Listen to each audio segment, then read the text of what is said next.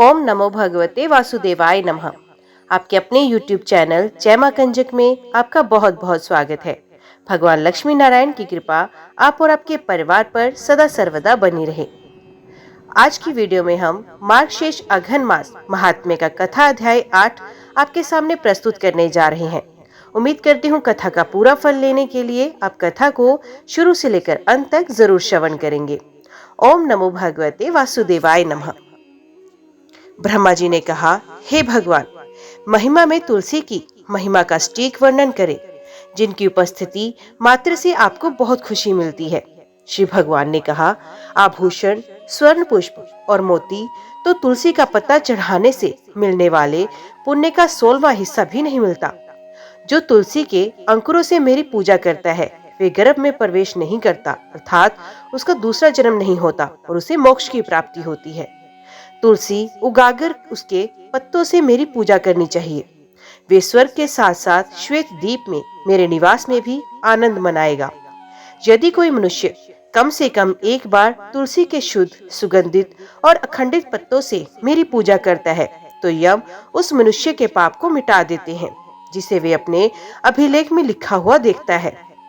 यदि लोग मेरी पूजा के लिए तुलसी के पत्ते एकत्रित नहीं करते तो उनकी जवानी, जीवन, धन और संतान पर धिक्कार है। उनसे इहलोक और परलोक की खुशी देखी नहीं जाती। मार्गशीर्ष माह में तुलसी के पत्तों से पूजित मेरी मूर्ति के दर्शन करने से मनुष्य को ब्राह्मण हत्या के पाप से मुक्ति मिलती है। यदि कोई सदैव तुलसी सहित मुझ प्रभु राम की पूजा करता है तो उसके बड़े बड़े पाप नष्ट हो जाते हैं। छोटे मोटे पापों का तो कहना ही क्या। यदि किसी फूल को तोड़ने के बाद काफी समय बीत गया हो तो उसे फेंक देना चाहिए। यदि पानी लंबे समय से कुएं आदि से निकाला गया हो तो उसे त्याग देना चाहिए। तुलसी के पत्ते को बिल्कुल भी त्यागने की आवश्यकता नहीं है, चाहे वे बासी ही क्यों ना हो। गंगा जल को बिल्कुल भी त्यागने की आवश्यकता नहीं है, जब तक पवित्र तुलसी मेरी पसंदीदा पत्ती उपलब्ध नहीं है। हे पुत्र, तब तक मालती और अन्य फूल गरजते हैं, अर्थात उनकी प्रभावशीलता का दावा करते हैं। जो मनुष्य कम से कम एक बार बिल्वपत्र से मेरा पूजन करेगा वे कष्ट से मुक्त हो जाएगा। वे मेरे पास आएगा और मोक्ष प्राप्त करेगा। तुलसी का पत्ता, बिलपत्र, शमी पत्ता, जाति पत्ता, कमल और यहाँ तक के कौस्तुभ रत्न से भी अधिक मुझे प्रिय है। बिना टूटे पत्तों वाला तुलसी का एक समूह मेरे हृदय को दूध के सागर से निकली पद्मा देवी लक्ष्मी के समान प्रिय है। जिस प्रकार द्वादशी, चाहे वे कृष्ण पक्ष का हो या शुक्ल पक्ष का, मेरा पसंदीदा है, उसी प्रकार तुलसी का पत्ता, चाहे वह काला हो या नहीं, मेरा पसंदीदा है। यदि कोई मनुष्य तुलसी का पत्ता लेकर भक्ति पूर्वक मेरी पूजा करता है तो उससे देवता, असुर और मनुष्य सहित सभी लोग पूजा करते हैं। जब तक काली किस्म की तुलसी का गहरा अंकुर उपलब्ध नहीं होता तब तक कौस्तुभ जैसे असंख्य रतन और रतन गर्जना करते हैं, अर्थात अपनी प्रभाविकता का बखान करते हैं। जो व्यक्ति भक्ति पूर्वक कृष्ण तुलसी से कृष्ण की पूजा करता है वे उस उज्जवल लोक को प्राप्त करता है जहाँ विष्णु श्री के साथ मौजूद हैं। जो लोग मेरी पूजा करने के लिए भिक्षुकों और अन्य भक्तों को तुलसी के पत्ते देते हैं वे अपवर्तनीय क्षेत्र मतलब मोक्ष को जाते हैं। जो व्यक्ति गहरे और सफेद रंग की तुलसी से मेरी पूजा करता है वे शरीर त्यागने के बाद शाश्वत वैष्णव लक्ष्य को प्राप्त करता है। ब्रह्मा जी ने कहा, हे केशव, मुझे धूप चढ़ाने की महिमा तथा दीप चढ़ाने से होने वाले लाभ के बारे में सच सच बताएं। श्री भगवान ने कहा, हे पुत्र, सुनो, मैं तुझे धूप बलि का लाभ और दीप बलि का फल बताता हूँ। ये मेरे लिए अत्यंत आनंददायक है। मार्गशीर्ष माह में मुझे एगलोकम, कपूर और सुगंधित दिव्य चंदन से धूप देने से भक्त अपने पूरे परिवार की 100 पीढ़ियों का उद्धार करेगा। जो वैष्णव काले घृत की लकड़ी से उत्पन्न धूप से मेरे मंदिर को धूनी देता है वे नरक के समुद्र से मुक्त हो जाता है। यदि कोई व्यक्ति मुझे भैंस के घी और मिश्री के साथ सुगंधित गोंद की धूप देता है तो मैं उसे वे सब कुछ देता हूँ जो वह चाहता है। गोंदराल की धुनी देने से सभी विपत्तियां दूर हो जाती हैं। काले घृत की लकड़ी विभिन्न प्रकार की अभिलाषाएं प्रदान करती है। काले एगलोकम की धूप शरीर और निवास को पवित्र करती है। साल वृक्ष के रस युक्त द्रव्य की धूप से यक्ष और राक्षस नष्ट होते हैं। धूप में 10 इकाइयां या सामग्रियां होती हैं। वे हैं जाति, फूल, इलायची, गोंदरोल, हरित की कूट, साला वृक्ष का स्त्राव, गुड़, सैला और अचदा के साथ नखा। यदि कोई मुझे मार्गशीर्ष महीने में, जो मुझे अत्यंत प्रिय है, 200 सामग्रियों से युक्त धूप अर्पित करता है, तो मैं उसे अत्यंत दुर्लभ वस्तुएं, शक्ति, पोषण, पुत्र, पत्नी और भक्ति भी प्रदान करता हूँ। पुरुषों को मुस्ता की धूप पसंद है। गुड़ शुभता और दूसरों पर विजय पाने में सहायक होता है। जो मार्गशीर्ष मास में मेरे समक्ष इसे अर्पित करता है, ये सभी पापों से मुक्त होकर मुझे प्राप्त होता है। जिसके अंग मुझे चढ़ाए हुए धूप के अवशेष से पोंछे जाते हैं, उसे स्वर्ग, पृथ्वी या वायुमंडल से किसी प्रकार का भय नहीं रहता। यदि मार्गशीर्ष माह में मेरे सामने निरंतर बड़ी श्रद्धा से धूप अर्पित की जाए, तो मनुष्य को कोई विपत्ति नहीं आती। उसके पास सभी प्रकार का धन होगा। धूप सुंदरता प्रदान करती है। धूप अत्यधिक पवित्र करने वाली होती है। वृक्ष का श्राव दिव्य होता है। यह अत्यंत शुद्ध एवं पवित्र करता है। अब से मैं लैंप के अंतर्कृष्ट प्रावकार्य का वर्णन करता हूँ। यदि इन्हें अर्पित किया जाए तो मनुष्य निस्संदेह वैकुंठ को जाता है। जो बहुत सी बातियों का दीपक घी से भरकर विधि पूर्वक लहराता है, वे करोड़ कल्प तक स्वर्ग में निवास करता है। जो मार्गशीर्ष महीने में मेरे सामने प्रकाश की लहर को देखेगा, वे 7 जन्मों तक ब्राह्मण के रूप में जन्म लेगा और अंत में उच्चतम लोक को प्राप्त करेगा। हे श्रेष्ठ ब्राह्मण, जो श्रद्धा पूर्वक मेरे सामने कपूर जलाकर हिलाएगा, वे मुझ अनंत में प्रवेश करेगा। यदि निराजन किया जाए तो हे पुत्र, सब कुछ पूर्ण रूप से पूरा हो जाता है। भले ही मेरे लिए की गई पूजा मंत्रों और अनुष्ठानों से रहित हो। जो मार्गशीर्ष माह में कपूर का दीपक जलाता है, उसे अश्व यज्ञ का फल प्राप्त होता है। वे अपने परिवार को छुड़ा लेगा।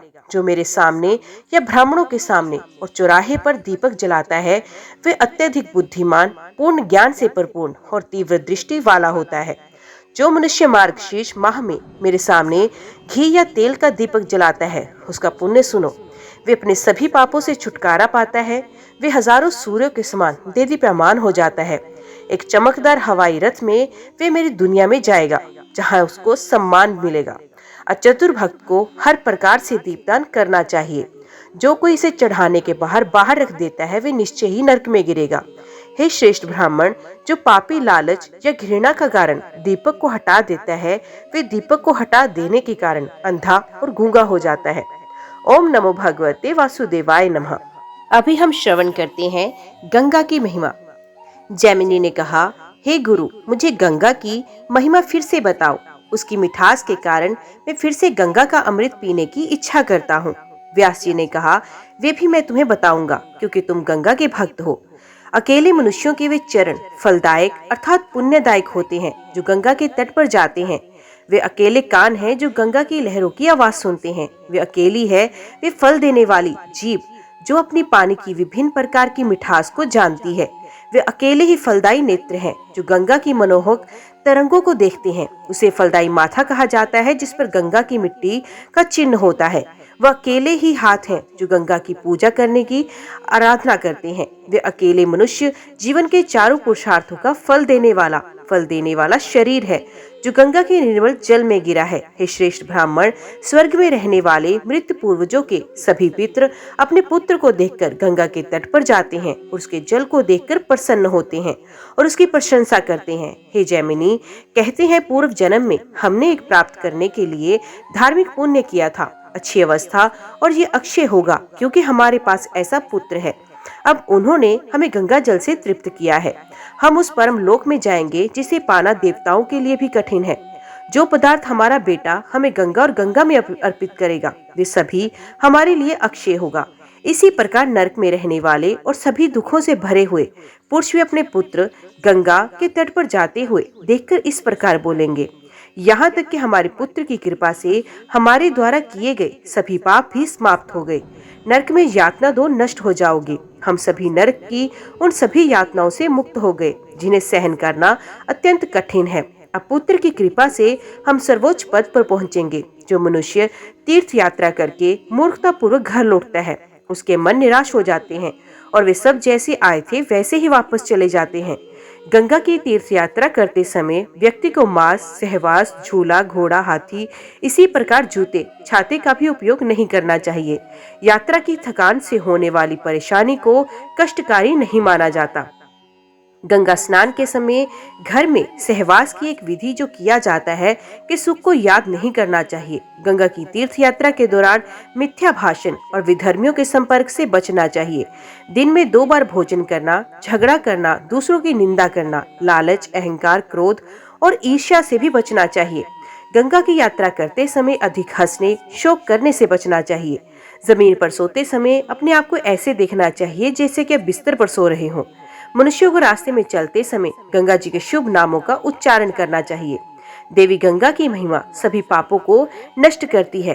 गंगा का नाम जपते हुए वे सुख और मुक्ति प्रदान करता हुआ मार्ग पर चलता है। हे गंगा, हे देवी, हे जगत जननी, अपने आप को मेरे सामने प्रस्तुत करो। इन कोमल शब्दों से उसे अपनी थकान दूर करनी चाहिए। ओह, मैंने अपना घर छोड़ दिया, मैं इतनी मेहनत के बाद यहाँ कैसे आया। जो इस प्रकार बोलेगा उसे तीर्थ का पूरा फल नहीं मिलता। वे पुरुष जो ऐसे दुखद विचारों से अभिभूत हो जाते हैं, मेरा बिस्तर कहाँ है, मेरी पत्नी कहाँ है, मेरे दोस्त कहाँ है, मेरा घर कहाँ है, मैं सुनसान सड़क पर जमीन पर सो रहा हूँ, मैं यहाँ कैसे आया हूँ, मेरे घर में धन धान्य आदि वस्तु की क्या स्थिति है, कितने दिनों के बाद मैं अपने घर वापस जाऊंगा। हे ब्राह्मण, रास्ते पर जाओ, गंगा में स्नान का पूरा फल मत खाओ। हे गंगा, हे तीर्थ यात्रा आपके तट तक पहुंचने के लिए की जाती है। हे सर्वोत्तम नदी, आपकी कृपा से मैं बिना किसी बाधा के इसमें सफल हो जाऊंगा। इस स्तोत्र का उच्चारण करके विशेष रूप से तीर्थ यात्रा के समय उसे प्रसन्न होकर विष्णु के भक्तों के साथ अपने घर से प्रस्थान करना चाहिए। हे जैमिनी, उसे ना तो बहुत तेज गति से चलना चाहिए, ना बहुत धीमी गति से। बुद्धिमान व्यक्तियों को गंगा की तीर्थ यात्रा के दौरान कोई अन्य कार्य नहीं करना चाहिए। जो गंगा के तट पर या प्रयाग में व्यापार, व्यवसाय आदि करता है, उसका आधा धार्मिक पुण्य नष्ट होता है। जन्म के बाद अस्तित्व में किए गए मेरे सभी छोटे या बड़े पाप देवी गंगा की कृपा से नष्ट हो जाएंगे। ऐसा कहकर बुद्धिमान मनुष्य को अत्यंत प्रसन्न होकर गंगा तट पर जाना चाहिए।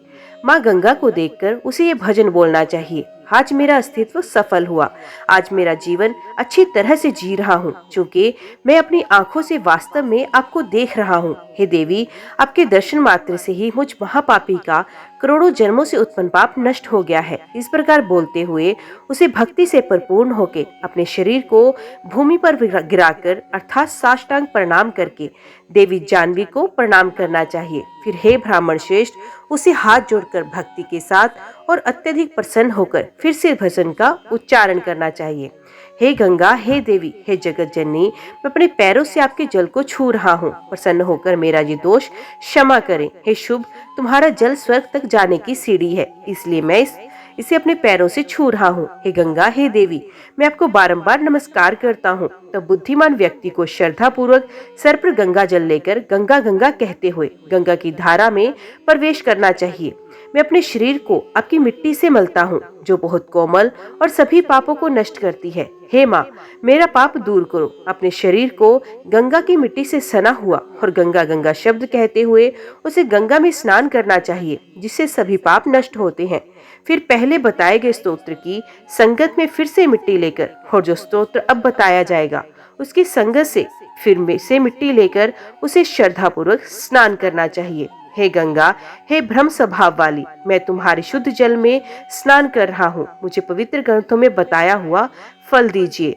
तब हे ब्राह्मण, बुद्धिमान व्यक्ति को नारायण गंगा का स्मरण करते हुए अपनी इच्छा अनुसार जगत की माता गंगा में स्नान करना चाहिए। इस प्रकार गंगा में स्नान करके अपने शरीर को कपड़े से साफ करना चाहिए। उसे पहने जाने वाले वस्त्रों का जल गंगा में नहीं गिराना चाहिए।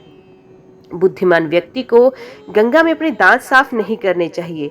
यदि वे मूर्खतापूर्वक ऐसा करता है तो उसे गंगा जल के कारण धार्मिक पुण्य प्राप्त नहीं होगा। प्रातःकाल कहीं अनियंत्र दांत साफ करने आदि का कार्य करके रात्रि में पहने हुए वस्त्र का त्याग कर देना चाहिए और फिर गंगा में स्नान करना चाहिए। जो व्यक्ति किसी बाहरी देश में गए बिना गंगा में स्नान करेगा, उसे भी गंगा स्नान का पूरा फल प्राप्त नहीं होगा।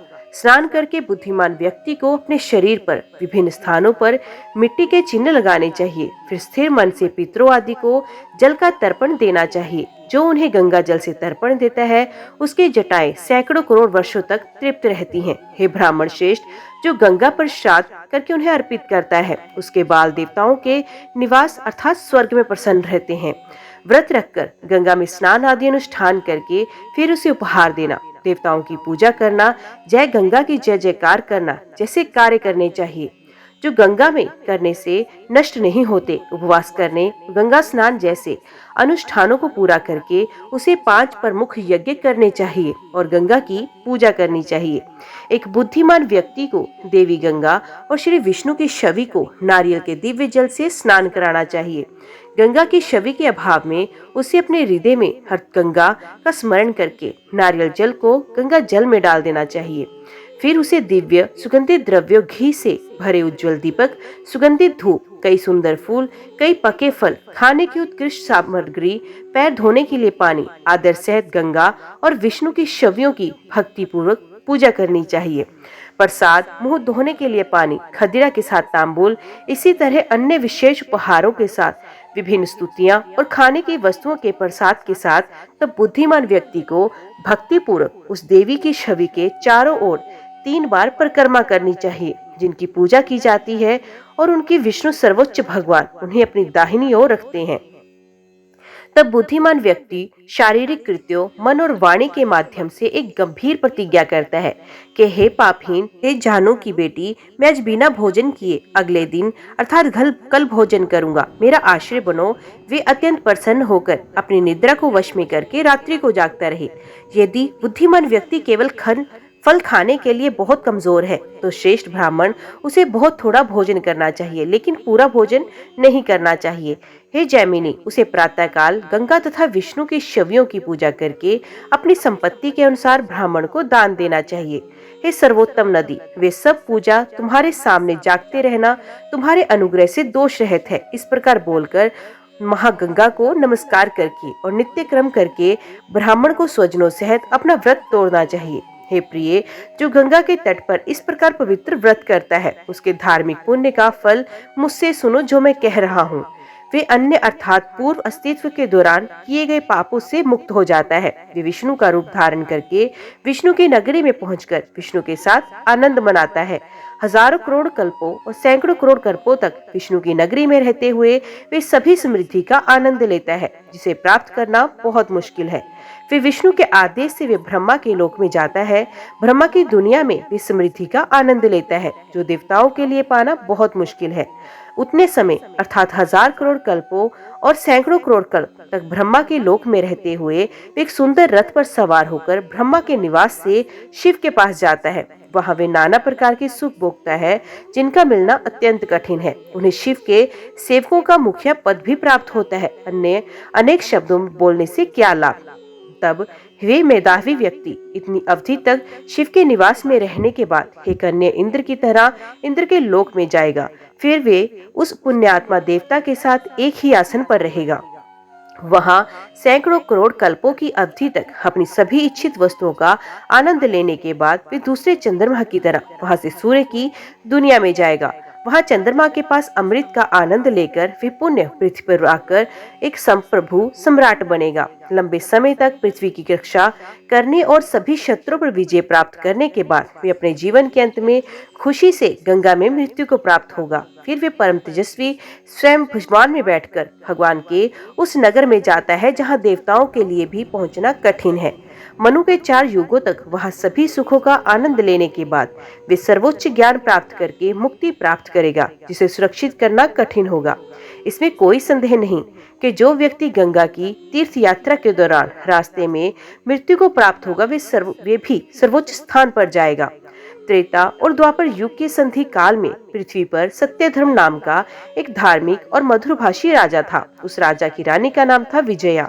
वे सुंदर और अच्छे चित्र वाली अपने पति की सेवा के प्रति अत्यधिक समर्पित थी। 7,000 वर्ष तक इस पृथ्वी पर सुख भोगने के बाद किसी समय जिसकी मृत्यु का समय आ गया था, वे अपनी पत्नी सहित मर गया। तब वे दंपति भय पर उत्पन्न करते हुए यम के सैनिकों द्वारा बांधे गए कष्टदायक मार्ग से यम के लोक की ओर चले गए। उन्हें देखकर धर्मराज ने भी चित्रगुप्त से कहा, हे चित्रगुप्त, इन दोनों के सभी कृत्यों पर विचार करो। हे जैमिनी, चित्रगुप्त ने उनसे आदेश पाकर शुरू से ही उनके कृत्यों पर विचार किया और अपने हाथ जोड़कर बोले, हे राजा सुनो, मैं इन दोनों की सारी करतूतें बता रहा हूँ। सुनो, पृथ्वी पर उन्होंने जो भी अच्छे या बुरे कर्म किए थे, उनके दुर्भाग्य का निवारण भी मैं बता रहा हूँ। एक बार ये सक्षम व्यक्ति बाघों से व्यभीत एक हिरण अपनी जान बचाने के लिए जंगल से उनकी सभा में आया। उसे आते देख वे बहुत उत्सुक होकर बैठा और तेजी से अपनी तलवार से उसके कूल्हे पर वार किया। राजा ने हिरण पर प्रहार किया, भले ही उसने उसकी शरण ली थी। अतः प्रभु, इस राजा को इसकी पत्नी सहित आपके द्वारा दंड दिया जाना चाहिए। इसमें कोई संदेह नहीं कि वे अपने परिवार के करोड़ों करोड़ों सदस्यों सहित मनु के शरीर पर जितने बाल हैं उतने 1000 युगों और मनु के सैकड़ों युगों तक नरक में निवास करेगा। उस बुद्धिमान व्यक्ति के धार्मिक गुणों को सुनो जो उसकी शरण में आए हुए व्यक्ति की रक्षा करता है। वे अपने जीवन के अंत में सभी पापों से मुक्त हो जाएगा, जिनमें प्रमुख है ब्राह्मण की हत्या। वे मोक्ष में चला जाएगा, जो संतों का ध्यान से भी प्राप्त करना मुश्किल है। तब यम की आज्ञा से उनके दूतों ने राजा को उसकी पत्नी सहित अत्यंत कष्टदायक नरक में डाल दिया, जहाँ के वृक्षों के पत्ते तलवार के समान नुकीले थे। चूंकि वहाँ के वृक्षों की पत्तियां तलवारों के समान होती हैं, इसलिए बुद्धिमान लोग इसे अस्पवत्रवन कहते हैं। फिर सैकड़ों करोड़ युगों तक उस अस्पत्रविपन नरक में रहते हैं। उन्होंने अपनी पत्नी के साथ व्याघ्रभक्ष्य नामक नरक का सहारा लिया। जो समस्त कष्टों से युक्त उस नरक में प्रवेश करेगा, वे व्याघ्र का शिकार बनेगा, इसलिए इसे व्याघ्रभक्ष्य के नाम से जाना जाता है। राजा अपनी पत्नी सहित हजारों करोड़ों युगों तक वहीं रहा और अपने पापों के अंत में पृथ्वी पर जाकर मेढकों के भंडार में जन्मा। नर मेढक और मादा मेढक दोनों अपने पूर्व जन्म को याद करके बहुत दुखी हुए। वे हमेशा कीड़े मकोड़े खाते रहते। वे नदी के किनारे पर रहते थे। एक बार कोई शुभ दिन ढूंढकर मनुष्य गंगा के तट पर की ओर जा रहे थे। वे ब्राह्मण दोनों मेंढकों के ने उन्हें देखा। मेंढक ने कहा, मैंने अपनी अज्ञानता के कारण जो पाप कर्म किए, उनके कारण दुख अब भी हमारा पीछा नहीं छोड़ता। गंगा में अपना शरीर डालने से पापी भी मुक्त हो जाएंगे। फिर भी हम इस प्रकार की अप्रसन्नता का अनुभव कैसे कर सकते हैं? अब मेरी इच्छा है कि मैं शरीर को गंगा में प्रवाहित कर दूं। हे प्रिय, बताओ क्या उपाय है? मैं दुख के सागर को पार करने की इच्छा रखता हूँ।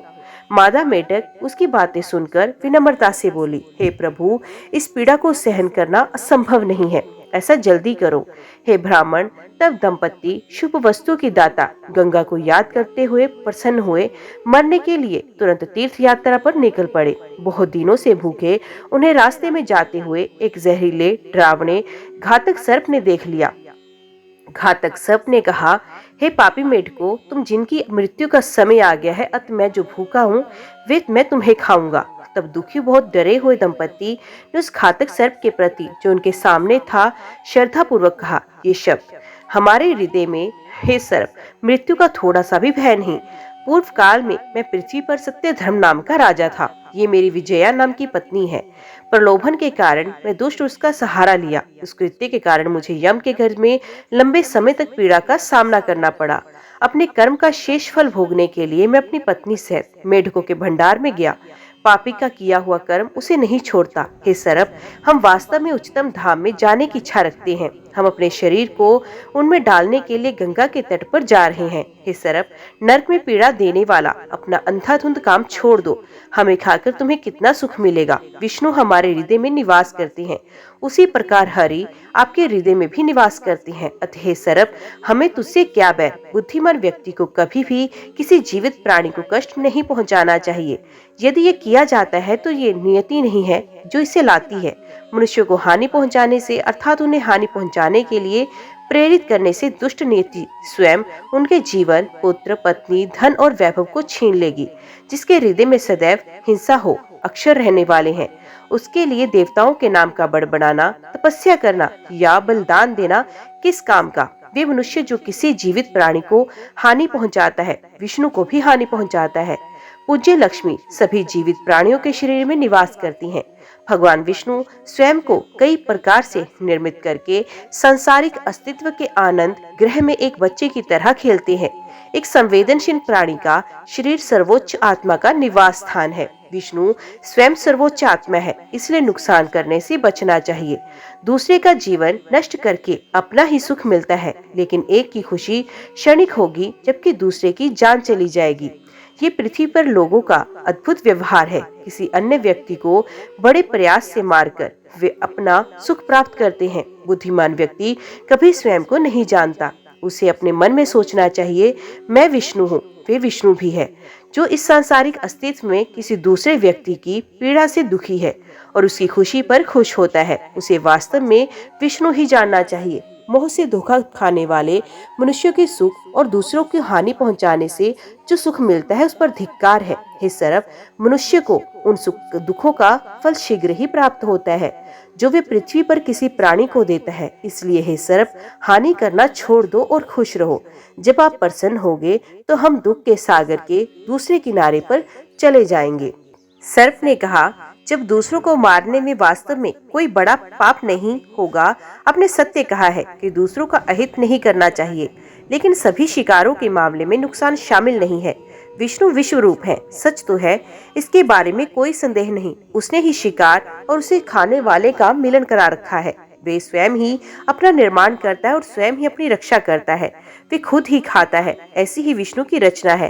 क्या मैं तुम्हें मारने में सक्षम हूँ? स्वयं मृत्यु रूप के रचयिता विष्णु ने मुझे इस कार्य के लिए भेजा है।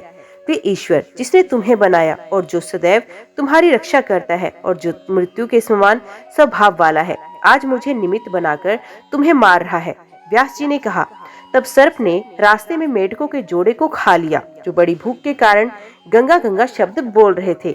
इन दोनों व्यक्तियों को गंगा तट की तीर्थ यात्रा में हर कदम पर अश्व यज्ञ का महान फल प्राप्त हुआ। अतः इन दोनों महानुभावों को अनेक अश्व यज्ञों का श्रेय प्राप्त हुआ। उनके समान कोई नहीं है, चूंकि यहाँ तक कि मैंने केवल सैकड़ों यज्ञ ही किए। इंद्र अपने अधिकार में दूसरे पर निर्भर होकर हाथ में पूजा की सामग्री लेकर और देवताओं से घिरे हुए पैदल वहां आए। रंभा और उर्वशी जैसी सुंदरियां अपनी जवानी पर गर्व करते हुए एक दूसरे से कहती हैं, वे सुंदर, ये बहुत सुंदर है। गुणी पुरुषों में सर्वश्रेष्ठ आया है। मैं अपनी सेवा से उसे अपने वश में कर लूंगी। किसी ने कहा, मैं सभी कलाएं जानती हूँ, अतः केवल मैं ही इस राजा की प्रिय रहूंगी। किसी ने कहा, तुम्हारा इंद्र भी मेरे प्रभाव में है, फिर इसमें क्या आश्चर्य की बात। ये राजा भी मेरे प्रभाव में आ जाएगा। ये मेरा पति है, ये मेरा स्वामी है, ये मेरे स्वामी है, मेरा रक्षक है। इस प्रकार सभी स्त्रियां अच्छे गुणों की सराहना करते हुए बड़ी प्रसन्नता से बोली। हे ब्राह्मण, उनकी इन विभिन्न बातों को सुनकर एक गुणी प्रशंसनीय महिला ने कहा, इस राजा ने सुदास की इस आकर्षक अर्थात विजया को अपनी पत्नी के रूप में ले लिया। हे देवियों, तो फिर झगड़ने से क्या फायदा। तब हे ब्राह्मण, सभी आभूषणों से सुशोभित वे सुंदरियां झगड़ा करके छोड़कर प्रसन्न मन से वहां आई। फिर उन्होंने उस राजा की पूजा की जिससे उसका पाप नष्ट हो गया और पत्नी सहित उसके पैर धोने के लिए पानी आदि दिया। तब इंद्र ने उससे इस प्रकार कहा। इंद्र ने उन्हें उनकी पत्नी सहित फूलों से सजाकर रथ में बिठाया। केतली नगाड़ों, ताबूर माधुर, छोटे ढोल और बड़े नगारों की आवाज से, साथ ही कंगनों और तालियों की आवाज से और देवताओं द्वारा दी गई विजय की जय जयकार से स्वर्ग शोर से भरा हुआ था। वे दिव्य देवियों के आकर्षक हाथों से सफेद चौरी से उत्पन्न हवा से झुलसा और अपनी पत्नी के साथ रथ पर बैठकर स्वर्ग को चला गया। तब देवराज इंद्र ने विनाश के भय से उस राजा सत्य धर्म को अपना आधा आसन दे दिया। विष्णु की अनुकंपा के कारण वे राजा इंद्र के साथ एक ही आसन पर बैठकर स्वर्ग में इंद्र के रूप में कार्य करता था। हजारों करोड़ों युगों तक सभी सुखों का आनंद लेते हुए वे भगवान के आदेश से रथ पर चढ़ गया और वैकुंठ चला गया। मनुकाल तक वहाँ सभी आकर्षक सुखों का आनंद लेने के बाद और वहाँ सबसे बड़ा ज्ञान प्राप्त करने के बाद उन्होंने अपनी पत्नी के साथ मुक्ति प्राप्त की। हे ब्राह्मण, जो गंगा के किनारे तीर्थ यात्रा पर जाते समय अपने शरीर का त्याग करता है, उसके इस प्रकार के फल का संपूर्ण फल मैंने तुम्हें बताया है। नारद जैसे दार्शनिकों महान संतों ने गंगा तट पर जाने के समय के संबंध में कोई प्रतिबंध घोषित नहीं किया। हे ब्राह्मण श्रेष्ठ, जब भी कोई मनुष्य गंगा में स्नान करता है तो उसे निश्चित रूप से अक्षय धार्मिक पुण्य प्राप्त होता है। ये निश्चित है कि गंगा सभी पापों को नष्ट करती है। यदि कोई मनुष्य बार बार पाप करता है तो गंगा उसे पवित्र नहीं करती। हे लोगों, यदि तुम सुख चाहते हो तो बुरे विचारों को त्याग कर जगत की माता गंगा में स्नान करो। कौन से अत्यंत कठिन कर्मों से मनुष्य को ये धार्मिक पुण्य प्राप्त होता है जो गंगा स्नान से प्राप्त होता है। पृथ्वी पर तेज वर्षा और धूल के कणों की संख्या की गणना करना मनुष्य के लिए संभव नहीं, लेकिन हे ब्राह्मण, वे गंगा के गुणों का वर्णन नहीं कर सकता। आपके सभी पवित्र ग्रंथों पर विचार करने के बाद मैं कहता हूँ, एक बार गंगा जल में स्नान करने से मनुष्य को मुक्ति मिल जाती है। यहाँ तक कि जो देवताओं के स्वामी और गंगा का स्मरण करते हुए सभी पीड़ितों के दुखों के समूह और पापों के भय को नष्ट करके कुएं के पानी में स्नान करता है, वे सभी पापों के समूह से मुक्त हो जाता है। गाय की हत्या और गंगा की कृपा के कारण हे ब्राह्मण, वे विष्णु के नगर में जाएगा और सभी सुख प्राप्त करेगा। ओम नमो भगवते वासुदेवाय नमः। आज की वीडियो में इतना ही। उम्मीद करती हूँ वीडियो आपको पसंद आई होगी। वीडियो पसंद आई हो तो वीडियो को लाइक और चैनल को सब्सक्राइब जरूर कीजिएगा। जय श्री कृष्णा लिखकर कमेंट बॉक्स में अपनी हाजिरी और अपने सुझाव देना ना भूलिएगा। तो मिलते हैं अगले अध्याय के साथ। तब तक के लिए देखते व सुनते रहिए। जय मां कंजक, जय माता दी।